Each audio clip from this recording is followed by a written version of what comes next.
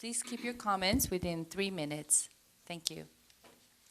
Good evening. My name is Joe Imbriano. I also run a website called thefullertoninformer.com. You know, I noticed that this is a pretty big building. When I pulled up in here, it obviously encompasses a lot of administrative offices and a lot of students. I guess this is a K through 12 system. And it's a pretty broad spectrum of demographic as well as ethnicity. And I think everyone here in this room, including up on the board, realizes that tyranny is a fact of life, whether it be your parents or even your own selves. I don't know how you got here or when you got here, but I'm sure you can all relate. The school districts have become the enforcement arm of a variety of what I believe are agendas. Vaccination is an agenda, as evidenced by how this law was enacted. Our legislators are bought and paid for. The lobbyists were up on the dais during the hearings, whispering in the ears of the legislators. It's unbelievable. The Disneyland measles outbreak involved no school-age children. And from my understanding, the strain of measles that was involved in that outbreak, the MMR vaccine has not been tested for efficacy against it.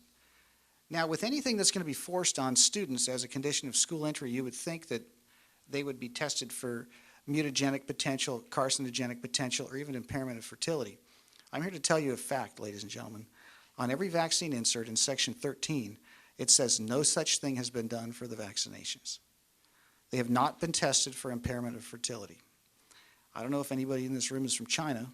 China has a one-child policy in the past, forced abortions, forced sterilizations. Ladies and gentlemen, it's a very good possibility that we've laid the groundwork in this country for that.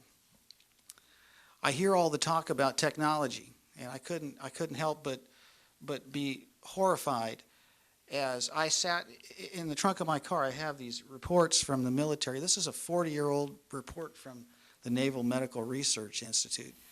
And there are 2,000 citations on the dangers of microwave radiation, and we're bringing iPads into the classrooms. And you've probably never heard about this. Maybe the superintendent has, because I've been very vocal in other districts. But microwave radiation and wireless radiation has no place in the classroom. It is a dangerous thing. There's so much research out there. It's insane that this can be ignored for as long as it has.